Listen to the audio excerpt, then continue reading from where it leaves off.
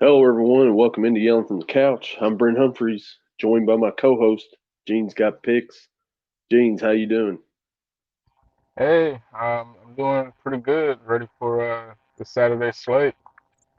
Oh yeah, it's been a busy couple of weeks since the last time we talked. Ready to get into it and talk about a few things here, and then look forward to this week. Yeah, it's a lot of big time games this for both the NFL and college football coming up. Oh yeah, no doubt.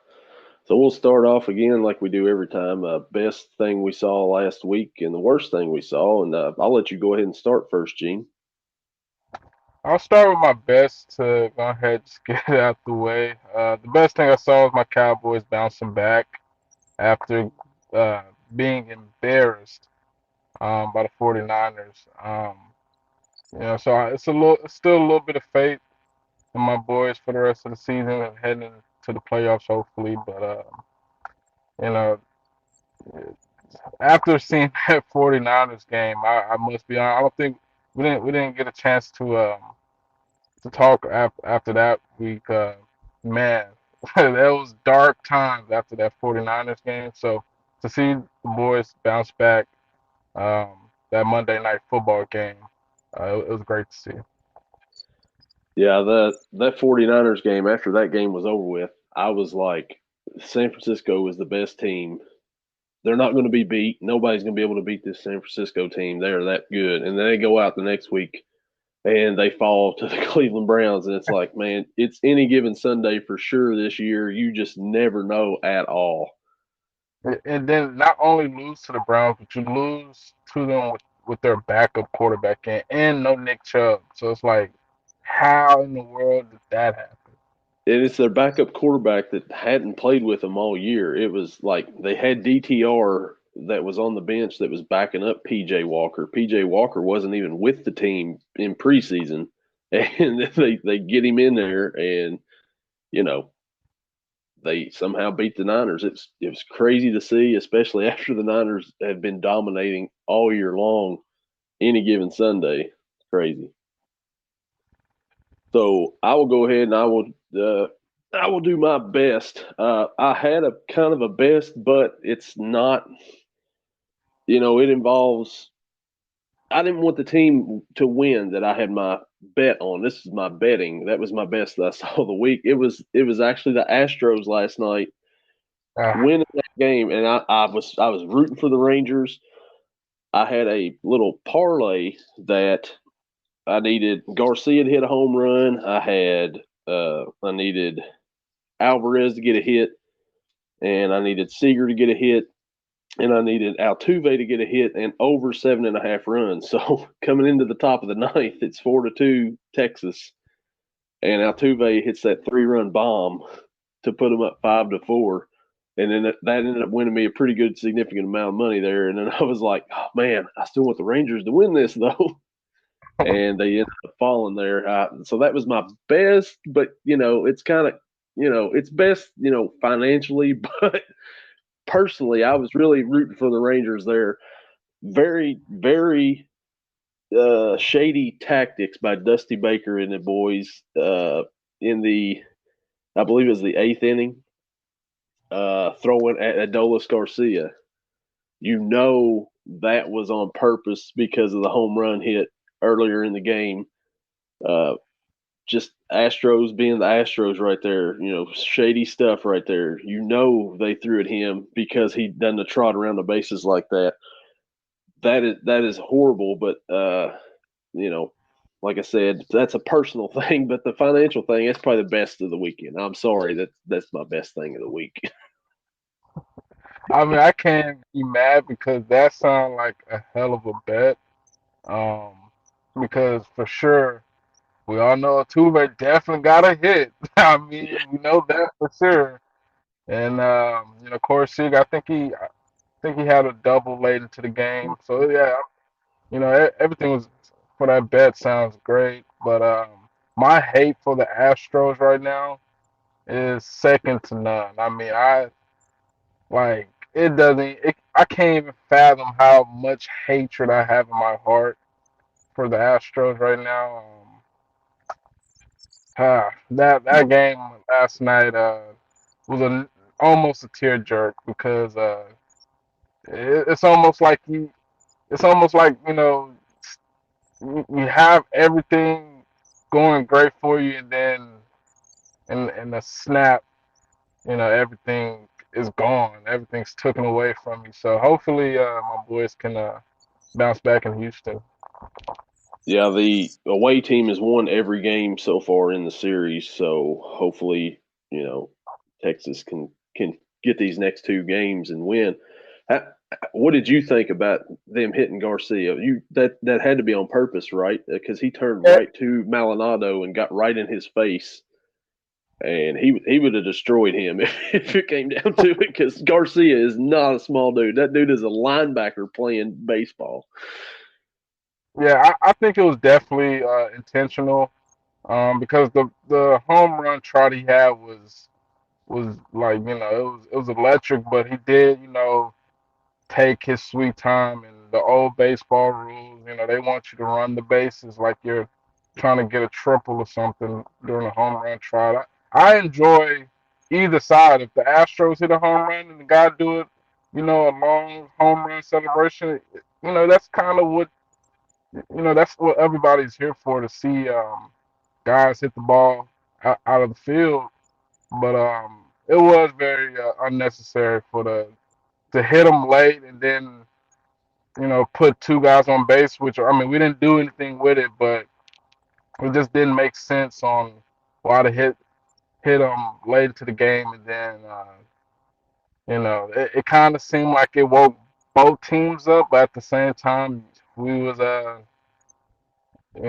bullpen situation always kind of been hunting us during the postseason, so you know I, I, Maldonado, I think I was listening to the commentary, and they're saying how he was basically positioning himself for the ball to be outside, and it hit Adolis, on his shoulder. So it definitely seemed to be like it was an intentional shot at him.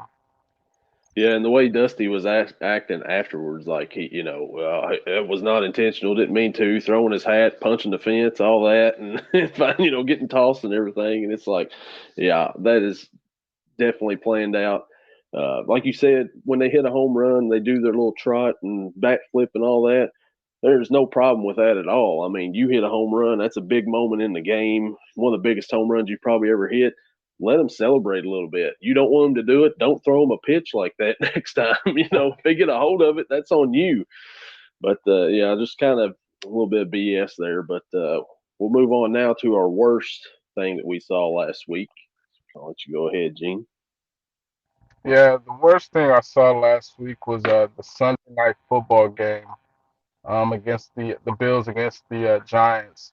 Now I'm not one to support the Giants because obviously they're rivals to the Cowboys, but Brian Dayball, I don't understand how a guy goes from Coach of the Year to probably because if he didn't win Coach of the Year, he would probably be fired this year because there was so many mental mistakes being made heading into halftime. You call a play to where your quarterback can audible and switch into a run, and you basically leave points on the field. Mistakes like that, you know, not many coaches see a job the next year. And then the Bills, they look boom or bust. If Josh Allen isn't making a you know highlight reel play, or throwing it to Diggs down the field, they really have nothing going for themselves. I think the Giants, somewhat exposed them as far as what they lack on offense. No, not having much of a running game going for them, and Josh Allen didn't really throw for many yards. I think he had less than 200 yards in that game, and that's not something we're used to seeing with Josh Allen. We're used to seeing him, throw it to Diggs, throw it to Gabe Davis, for maybe 200, 300 yards, or him rushing for 100 yards nearly. And that game was just simply ugly from the beginning to end.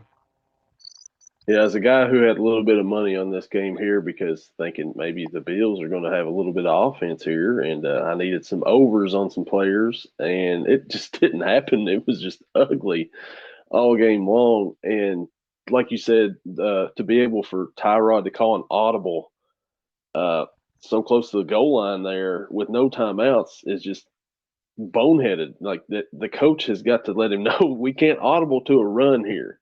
We have Yeah, to pass right here. We have time to do at least two more plays. If we don't get it the first time, it's just I don't know. The decisions there was baffling, and then the no call at the end of the game. The Giants, the guy had a hold of him for Buffalo, and they flag should have been called there, but it wasn't, and Buffalo escaped. Very questionable call to end the game there, but yeah, that was a pretty bad, pretty rough Sunday night game there.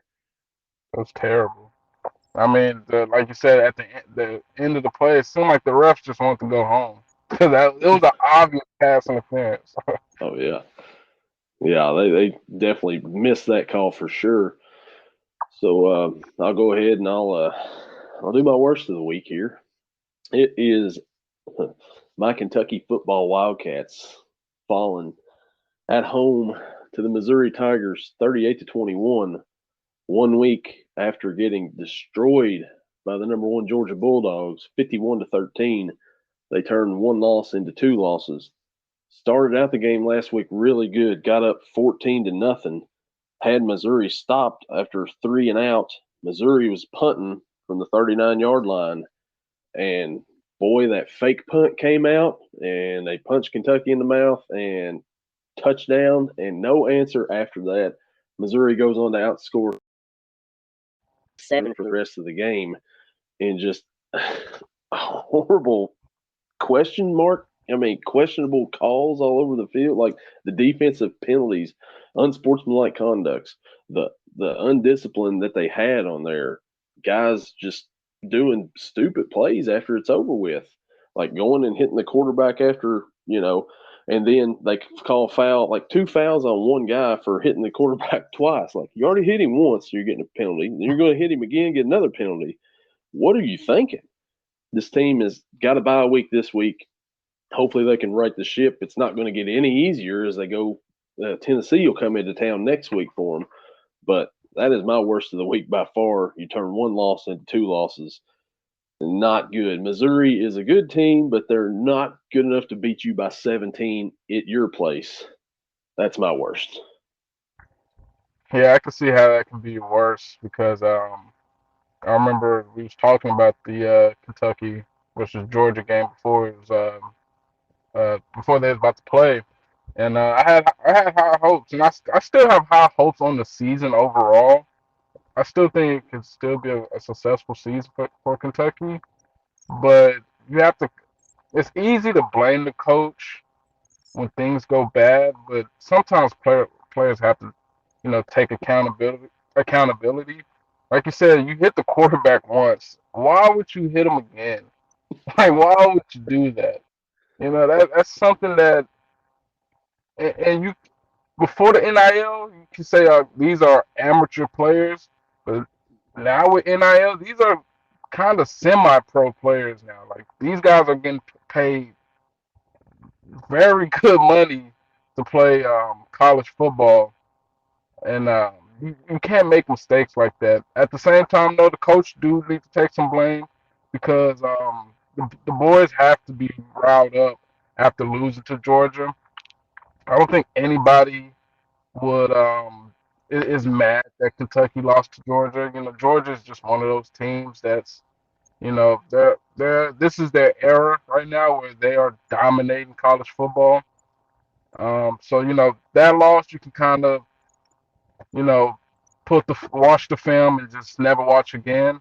But losing to Missouri was probably one of the more disappointing losses last week because it caught me off guard. I definitely didn't think Missouri um, would go out there and play like that against Kentucky. I figured that the run game would keep Missouri off the field, but um, A lot of the coaches and a lot of the players need to do some soul searching and figure out if they want to, you know, go to a good bowl game or play at the you know Alamo Bowl or something like. You want to play a good bowl game towards the end of the year. You don't want to be disappointed and wondering how did we get in the situation when before Georgia, we had everything going right for us. Yeah, the Ray Davis had 128 rushing yards, but that was all mostly in the first half, and they pretty much abandoned that in the second half. And it's like you can't try to go without what brought you to the dance. I mean, that is your best player on the team right now. Your wide receivers are dropping passes. Keep feeding him the ball, even if you're down. Keep doing with what got you there. Don't abandon it, and that's pretty much what they did in that second half. And earlier in the week, Stoops made some comments about Georgia from the week before. A caller called into his radio show and said that, are we ever going to get on this level? And he pretty much said, and I'm paraphrasing, that Georgia pays their players, and if you want to get on the level of Georgia, he said, pony up. And then so after losing to Missouri, it's kind of like, well, that quote's going to kind of haunt you now because do we need to pony up to beat Missouri too? I mean, do we? I mean, I understand, you may need to pony up to beat Georgia, but when you go out and you get your tail kicked by Missouri, do we need to pony up more for that? I mean, come on now. He's got to step back here too this off week, and they just got to get things right. They got to get back on track. Forget about everything that happened the first weeks before the last couple of weeks before that bye week, and get back to what got you to 5-0 and rolling.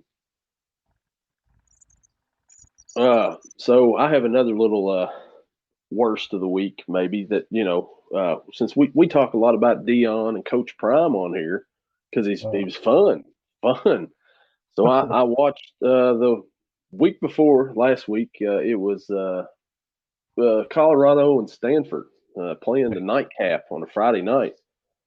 Coach Prime and them up 29-0 at halftime, and then the second half happens, and I'm sitting here watching, and I'm like, I'm getting ready to go to bed, because it's late. It's Yeah. 29-6. Okay, that's cool. That's cute. Stanford got on the board. It's 29-14. Oh, huh. Well, it's 29-21. So I can't go to bed now. This is getting a little nerve wracking. Then all of a sudden, here we are, overtime. Stanford defeats Colorado in overtime. Gene, did you catch any of that right there? Because that was an epic meltdown from Colorado at home. Yeah, I was one of the people that saw it was 29-0. I was like, okay, I have work in the morning. I'm going to bed. And I wake up, or actually I get off work, and I check my phone and I'm looking and I'm like, wait a minute, Colorado lost that game. Like it was very. I went back to watch the second half. You can notice that Dion got out coached. You can notice that Dion is a first year coach at this level. Because HBCU there is very talented players, but when you're playing the big dogs, the Power Five schools, there's guys that you'll never hear ever, and they will have a career night against you if you don't make the right adjustments. And that's simply what Stanford did. They made adjustments at half. They knew what they needed to do. They knew who they needed to target, and they simply just punched Colorado right in the mouth when Colorado got all fat and sassy and wanted to basically just go home with an easy win. It was far from that. Very disappointing for Colorado to lose that game because if we're being honest, I don't see many more wins on their schedule. They have to see, I think UCLA. Uh, I forget exactly who all they play on their schedule, but I know they see UCLA, and that's that's not gonna. I'll be honest, we can chalk that up right now. That's probably not going to be a win. UCLA have a great defense. Yeah, they got UCLA, Oregon State, Utah, Washington State, Arizona left on the schedule.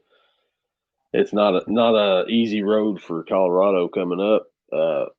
In that second half, the wide receiver, I can't pronounce his name, for Stanford, number 13, they just kept running slants to him, and he ended up with 294 yards.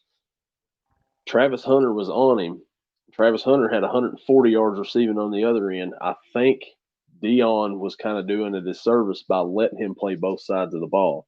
I Yeah, understand that he wants to play both sides of the ball, but you have to pick and choose in this level right here because by the end of that game, he was worn down and was getting beat on plays that you know that he wouldn't have got beat on.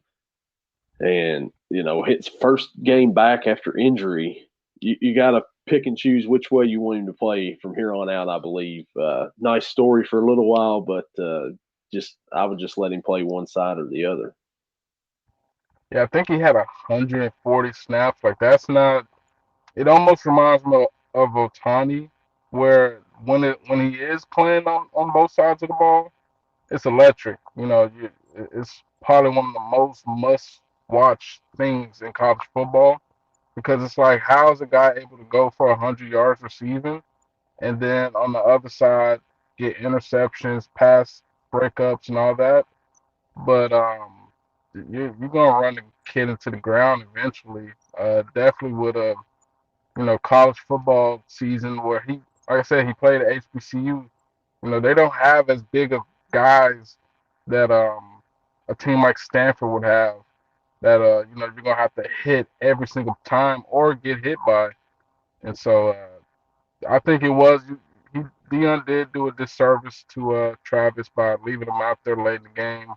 I think if you're gonna leave him out there for defense, if you know you need him as a cornerback on defense, you might need to cut his snaps in half in the second half on offense because you I mean simply the Colorado defense is bad. They cannot tackle. Um, Me, you can go out there and be leading tacklers for Colorado. I mean, like those guys cannot wrap up for anything. And you know, I think next year that once they can get more players from the transfer portal and bring in some freshman recruits, they might can make a little bit more noise. But they are far from what we thought they were when they was 3-0. Yeah, and then their kicker. Speaking of transfer portal, I know he's going to be getting a kicker in the portal because his kicker had like a 46-yard field goal and it came up short. It's like, yeah, a college kicker should definitely bang that through. If not, they're going to miss wide left or wide right, but not short from that Yeah, distance. So he's definitely going to be hitting the portal for a lot of players, and he'll get his players, and he'll eventually get that thing going. But just kind of an embarrassing way to go down last week, and maybe the Coach Prime experiments, where he's on TV all the time, is probably gone to the wayside for the season. definitely. So we'll switch now back to we talked about the Cowboys earlier getting a much needed win after the disappointing loss. Uh, my Cincinnati Bengals, they come out and they get a big win, 2 wins in a row for them, 17-13 over the Seahawks in a defensive dominating game. Jamar Chase had 80 yards, no touchdowns. Tyler Boyd had 1 touchdown. Burrow 3 for 2, and that's all they needed. That defense took over after that against a kind of a high-powered Seattle offense. Just shut them down all the way around. Uh, Good game for the Bengals to get back in. They had 4 sacks in the game, and they looked a whole lot better. Now going into a bye, hopefully get everything right and getting Burrow's calf healthy, ready to go for the rest of the season. And they've got a tough matchup when they come back against those San Francisco 49ers, who are beatable now. I thought before they were unbeatable, but they actually are beatable. Gene, did you check out any of that game Sunday? Yeah, I did. I'm convinced that Joe Burrow simply does not care about the first 2 or 3 games of the season. because when it gets to about week 5, week 6, week 7, we see the true Joe Burrow. He gets back into it. Him and Chase, it seemed like they're back thinking alike. They're getting all their routes in order and making sure Chase is being fed. And I think the defense they must have listened to the podcast because we called them out. I think one time on not being the Bengals defense that we're used to seeing. They woke up that Seattle game, and like you said, Seattle got some threats. They don't just have some schmucks out there on offense. DK Metcalf can burn you on every play. Tyler Lockett is a great route runner. And Geno Smith, I mean, he can sometimes beat you with his legs. So for them to go out there and to basically shut them down for the whole game was very was something that you needed to see from that defense, definitely. But I think as far as the Joe Burrow offense and Jamar Chase and all of them, I think they would get it all back together after this bye week, get healthy. I think it's actually probably the perfect time for the bye week. So you can make sure Joe Burrow calf and everything is recovering well. Yeah, at the beginning of the season, whenever they had that bye week in week 7, I was like, ah, man, I was kind of hoping it'd be like week 10 or something. But with the Burrow calf injuries, I'm with you here. I think it is the perfect time for this bye week, and hopefully he'll get healthy and get back on track. And like you said, Joe Burrow does not care about the first couple of games of the year. It may hurt in the standings at the end of the year, but I believe we're getting back on the right track here, and hopefully the second half of the season goes pretty good. The NFL this past week, if you did any betting on the NFL, I hope you took the under in a lot of games, because if you did not, you lost out on quite a bit like I did, because it was a lot of defensive battles this past week, man. A lot of 19-13, 17-13, 20-17 games, and like a lot of unders hit here. Unless you bet on the Dolphins or the Jaguars game, you pretty much did not do a whole lot as far as the overs and offense this week. It was a defensive week for sure for the NFL. Yeah, I was on the Atlanta Falcons last Sunday, and man, was that Desmond Ritter like literally made me want to pull all my hair out of my head because it was so many times that the Falcons were in a position to win the game or just have the lead. And what does that Desmond Ritter do? He throws a pick. He threw 3 interceptions, Yep. and it wasn't like okay, mistake. It was bonehead interceptions. It's like, man, you're staring at your first read. It's not that person's not open. Why would you throw the ball? Yeah. Um, and I simply bet on him because it was a trend that Desmond Ritter has never lost a home game. Yep. But way to kill that trend, Desmond. That one hurt. That one hurt for sure. Yeah, we won't have to hear that stat anymore. He never lost at Cincinnati, and he's never lost a home game at Atlanta, and that just went completely by the wayside. And he just said, "You know what? I'm going to get rid of this stat right now. I'm going to throw this pick. I'm going to throw that pick. I'm going to throw that pick." And I mean, did they forget that they had Bijan Robinson on the team? Because I That's mean, yeah, that's another thing. You only give Bijan 13 carries. What are we doing? yeah, I mean, you got it. I mean, the guy is awesome, and you're not giving him very many touches at all. I don't get it at all. I seen a little bit of it, and yeah, it was not a good week. Like I said, if anybody took the overs this week, but the another surprising game Sunday, it was the Jets defeating the Eagles. Oh yeah. I thought Philly was another team that was like, man, they'll win that game easily. I mean, Zach Wilson's quarterback, and they've looked a lot better the past few weeks since that Kansas City game. But I was like, Philly's a different animal.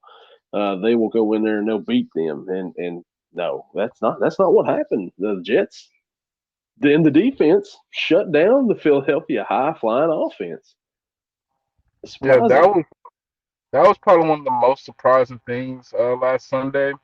I remember we was talking about the Jets after that Chiefs game, and I had said it kind of seemed like towards the end of the game that they was you know trying to cheer up Zach Wilson on kind of blowing the game late, but it was good to see that the team is responding to Zach Wilson after being quarterback because they could have simply after Rodgers injured they could have simply just packed up the season. Like, hey, yeah, we're not making it far with Zach Wilson. Let's just try to stay healthy and try to be here next year for Rodgers. But the boys went out there and they punched Philly in the mouth, and it was kind of I was watching the game with a smile on my face because I know my boys had got embarrassed by the 49ers, so I needed to see some other teams, some other fans get their heart pulled out of their chest and be sad on Sunday. especially when it's your rival, the Eagles. That's the ones getting beat there. And earlier in the year, where Dallas had beat down New York, and then for them to go out and beat Philly for your team there. Uh, Yeah, so my boneheaded "What are you doing?" play of the week happened during the Dallas game, and it was actually, I don't know if you caught this or not, but I caught it, and it was just what are you doing, man? So uh, the Chargers are substituting in and out defensive players, and then the referee he stands over the ball until they're substituted in, and then he gets out of the way and the play starts. At one point in time, he's standing over the ball, and he kind of like trips. And he falls backwards, and when he does, Dak snaps the ball, and like the linemen and stuff start hitting the referee, and he tumbles backwards.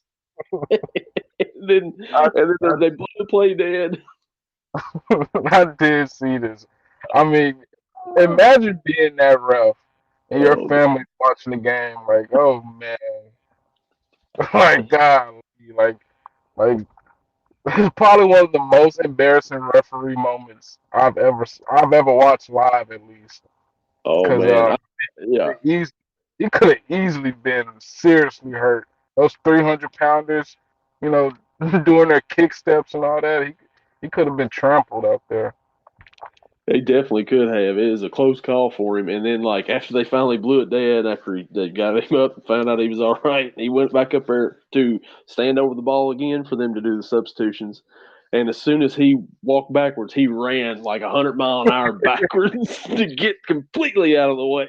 It was just, what are you doing, man? Like, you're tripping out here for real and then getting trampled over. It was just one of those, like, boneheaded plays. It was just, oh, it was great. I loved it. Yeah, when I seen that live, I was like, "There's no way." I'm surprised that they blew the whistle because I thought the play was gonna go through. I was like, "There's no way this guy is really on the ground in the middle of an NFL play." Yeah, Like, man. it, Oh man. So in the NFL this week coming up, my Cincinnati Bengals, your Dallas Cowboys, they're both off this week. They both got the bye. So this week it looks like a red zone week for us. Just flipping around, watching all different kinds of games. The game I'm most looking forward to, and I'm going to keep my eye on, is that Miami Philly game this Sunday night. That one, I'm pretty sure the under won't hit in that one. I'm pretty sure the over is going to hit in that one. Hopefully, definitely. and then I'm also looking forward to the Lions and the Ravens for divisional purposes. There, what do you think about those games, Gene? Well, I'll definitely be having my Tua jersey on. I also Mm-hmm. have Tua on my fantasy football team, so I'm definitely rooting for the Dolphins to, you know, why not win 48-0? Why not? Why Yeah, not do the Eagles like that? But yeah, like I said, it's gonna be a red zone for me. I don't really have any games that I'm just dying to watch. But I'm kind of happy to have a bye week this early for Dallas because we kind of needed to reset. I think that 49ers game, is still in the back of our mind, and I kind of would prefer to have some more games, win some more games before our bye week to kind of get our mojo back going. But you know, and we don't really have any injuries that could come back after the bye week, so it's really not something that will really benefit us at this point of the season. But it's still gonna be a fun NFL week. NFL. If you told me that the 49ers would lose to basically the backup Browns, I would think you're crazy. But that's like you said, any given Sunday, that's the NFL for you, and I'm excited to watch all the games on Red Zone. Yeah, that 1 o'clock slate. I mean, it's kind of yeah. But once you get into those 4 o'clock games and the nightcap, it looks like it's going to be a good week for the NFL to just for your team to be off and just sit and just watch football all day with no worries, pretty much, because you don't have to worry about your team and having a dog in the fight. This is Uh, probably one of the best Sunday night football games we've had all year too. oh, absolutely. It's got to be better than last week's Sunday night football game. I'm gonna go ahead and mark it down right now. This game will be better than last week's game. It was AFC East versus NFC East last week. Same this week, and this one will be better. I'm Yeah. going out on a limb. Oh man! So this Saturday here today, we haven't talked since the Red River rivalry game. Oklahoma defeated Texas. Sorry, I'm bringing it up. Texas is going to Houston today to face the Houston Cougars. Now, this is kind of a funny moment here for me, right? So, doing a little bit of betting. Look on the screen here, and Texas is playing Houston in the ALCS. I look up on my screen and it says Texas minus 23 and a half, and I go, man, I think the Astros can cover that. And then I realized that it was college football and it was Houston Cougars and Texas Longhorns. Yeah. So, what do you think about that game, Gene? I think Texas. That 20. I don't like betting Texas when they have big lines like that. Yeah. Because there's been so many times that games like this where you're like, oh yeah, definitely Texas should put a whooping on Houston. They'll make it 31-28, and you're like, what is going on? Yeah. But I think the boys should bounce back.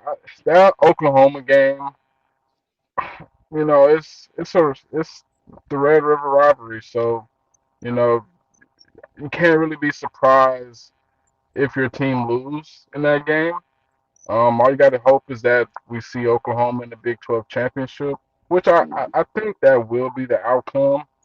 I think Texas can get that game, but against Houston today, I expect Quinn Ewers to show that he is still the guy for us and can get the job done and get our running game going. Um, Oklahoma defense actually surprised me. They was shutting down our run game and forcing Quinn Ewers to convert third and longs, and it just wasn't working out for us. So hopefully this week we don't have any hiccups like that and keep our number 8 ranking. Yeah. After that week, and then I'm pretty sure they had a bye week last week, right? Texas. Yeah, So, like, they've had like 2 weeks to stew over this. They're probably going to come out all pissed off and everything and ready to just punch Houston in the mouth. And it might get ugly for Houston. They may cover that spread after being off so long, probably wanting to get out and just beat somebody else other than yourself for the past 2 weeks, especially coming off of that loss. I think Texas, they're still in a good spot to get into the playoffs. Like you said, they'll have another shot, more than likely at Oklahoma in that Big 12 championship, and that one will be a game to watch right there for sure. Uh, yeah. Dylan Gabriel's a guy. I got to give him his respect. He's a guy to be respected. yeah, he looked awesome in that game right there. To be honest, I really didn't pay a whole lot of attention to Oklahoma football before that, but I watched that whole game from start to finish, and He was a dude for sure right there. The big game starting off this Saturday is going to be Penn State, Ohio State. Ohio State's a 4 point favorite. Ohio State has beaten Penn State. I forget how many years in a row now. Penn State, I feel like they've got a shot here in this game. I don't think Ohio State's offense is that good. I'm not sure about McCord. I know they got Marvin Harrison Jr., which that'll help any quarterback out. But just seeing them play Notre Dame real close, had to take it to the end, and I don't think Notre Dame's all that good, but they did just crush USC. I feel like Penn State can go into the horseshoe here and get the upset. Yeah, Ohio State has had a very shaky year. This is probably, it's funny because this is probably one of their least talented teams, but they still are full of 4 or 5 star guys. But Yeah, yeah, I mean, simply, my way of looking at this game is, I think this is Penn State toughest game of the year, and how will they respond? They have a great defense, so I do think it's a low scoring game. But Penn State, I can see them also shooting themselves in the foot, turning the ball over. Um, yeah, and like you said, the spread was 4. Is it four and a four. half or 4? It's down to four right now. Yeah, it Now was four four. and a half.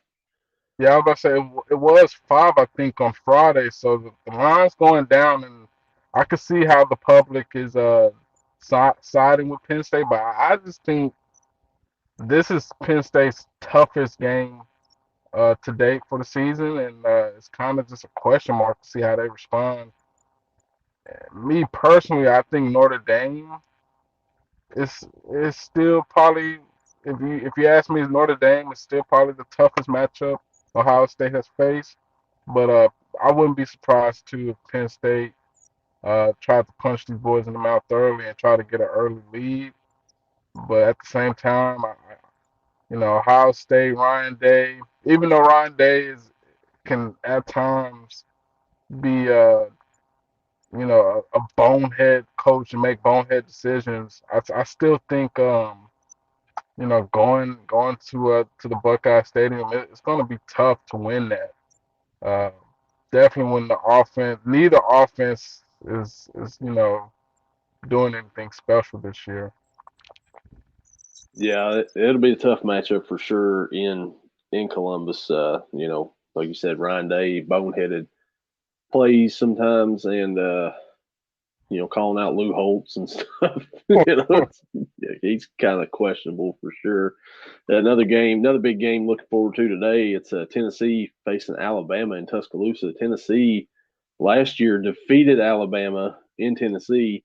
Alabama's a 9 point favorite in this one. I don't think Alabama will cover. I think that they will win, but I don't think that they will cover this game right here. I think Tennessee will keep within that. And it'll be a close game. Tennessee doesn't have the high powered offense that they did last year. Alabama's not the same Alabama as years before, but they're still Alabama. They're still at home. I think that they'll win that one, but they won't Yeah, cover. I think, yeah, I agree with you. I think they win by a touchdown, um, at most. I just don't trust Milton on the road. Uh, you know, like I said, Tennessee offense is not as high powered as last year, and I'm sure Alabama have a few players from that team last year that have a bad taste in their mouth losing to Tennessee, and I'm sure Nick Saban has been preaching all week about how they had lost to him, and so I definitely think Alabama wins. I don't think Alabama really loses many or any more games in Tuscaloosa. So I'm siding with Alabama as well in this one. Milrow he's still very questionable as would I want him to be the guy to be my quarterback. But you got to kind of just let the guy play and let him, you know, you know, over time keep learning the game and learn what's going to help him win or help him, you know, simply just help his teammates to win. And uh, I wouldn't trust Tennessee on the road. definitely not in Tuscaloosa. especially after last year's game. Speaking of Joe Milton, his former team, Michigan, has been in the news the last couple of days with the sign stealing controversy. Apparently, there was an assistant that's stealing signs from future opponents and using them during games. Man, you know, I heard uh, about what is like as far as the sign stealing. I get you don't want to send like your assistant head coach to the game and watch the signs, but this hasn't that kind of been a thing since the beginning of time. Like you send you know somebody's dad went to the game and said, hey, they do this during this call. Like I don't know how extreme Michigan has done it. I haven't really. I heard about it yesterday, so I haven't really did much research on how crucial or how much it affected the games that they have played. But when I first heard, I was like, sign stealing. It's kind of what teams do. yeah, Even from Pee Wee football sometimes, like. Somebody sends a little scout over and they watch and see how these guys call their plays. yeah, it's not. I mean, it's not like they're banging a trash can or something out there to let them know what's coming up on the next play. Like banging a trash can. Here comes the blitz. Like Houston did back in 2017. I don't really know a whole lot about it either. I just seen it was on there, and like you said, it's been going on from beginning of time, but it's been way blown up right here. Like it's something really illegal going on, but Michigan, I guess, just got caught. I believe one of their future opponents probably turned them in, and it wouldn't be surprising if it was those Buckeyes that face them at the end of the season.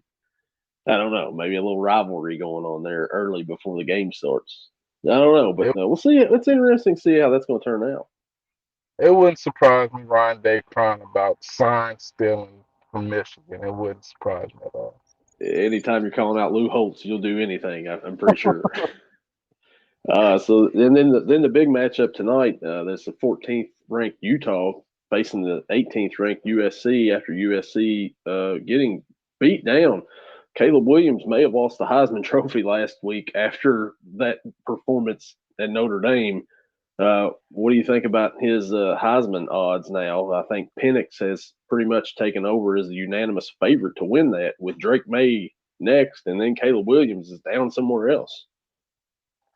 Yeah, I think Caleb Williams has just been hurting his stock overall completely because he also was talking about before you draft me, I need partial ownership of the team. Like, come on, man, what are you talking about? Yeah, Um, what are you talking about? You're a rookie in the NFL. Nobody knows if you're going to be good at all. Why would they give you even 1% of the team? Like, come on, what are you talking about? But yeah, like you said, his Heisman hopes is probably down the drain. Um, he would have to throw like a 10 touchdown game or something for them to probably give him a shot again. But yeah, I must say, Utah have a great defense.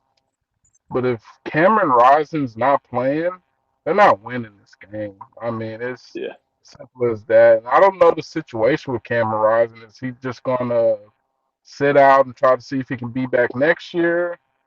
I don't know yeah. what's going on with that. Yeah, you don't know. It's that Utah team would be really good with Cam Rising, but he hasn't played this year, and I mean they've been pretty good without him. Imagine if they had him this whole time. Yeah, I mean, it's been a weird situation. I followed it for the beginning of the season because you know, I love betting Utah because I know they have a great defense, and then Cam Rising's a great quarterback. So that's somebody I would, have faith in put my money in. But they have I forget his first name, but I think his last name is Johnson, the quarterback that they have that they're throwing out there now. I Mm-hmm. mean, the guy, he showed flashes of why he got a Division One offer and play at that level. college football, but at the same time, he's not Cameron Rising. Like he is far Oh, from that. yeah. So I don't know if they're maybe trying to hold Cameron Rising for if they can make a push late and for a bowl game. But even then, that wouldn't make sense. I guess they're just going to try to hold him off for the rest of the year and try to have him next year. It would make sense for him too because this is a pretty packed uh, QB draft. He would probably be like the Well, seventh round pick in this year's draft coming up. right. So why not stay another year, get some more of that NIL money? I'm sure Utah's treating him really nice, and Hmm. just try to go for it next year. Yeah. Yeah, like you said, there's a lot of quarterbacks in this class here. It'd be a smart thing for him just to come back one more season, so it might be all right for him to sit out this year. But there's a good slate of games on today. There's a good slate of games on for the NFL tomorrow, and then we've got baseball too. Hopefully, next time we come up on this podcast next week, we're talking about them Rangers in the World Series. Yeah, I mean, I must say, I must say, I'm putting on a bit of a face because if we had to talk right after that game, man, I was down, man. That one hurt. That one hurt. Altuve hitting that home run, man. That was pain. That was like seeing your prom date go with somebody else. Like that was probably the worst case scenario that happened. And out of all people, Altuve too is pain. But Yeah, I still got faith in the boys. I think Evaldi's pitching next game, so if anybody can get it done, Evaldi got us. Evaldi is nasty. I mean, some of them pitches he threw the other day, it's like he's got all kinds of movement. It's like I don't know how you even touch that right there. I mean, that is just nasty right there. But hopefully they can get it done.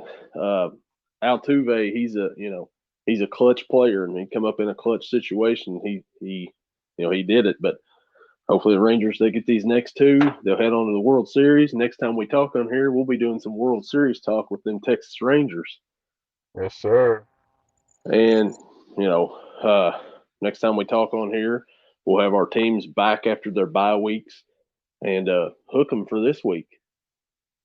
Yeah, like I said, I hope Quinn Ewers show up today and let people know that we still got it.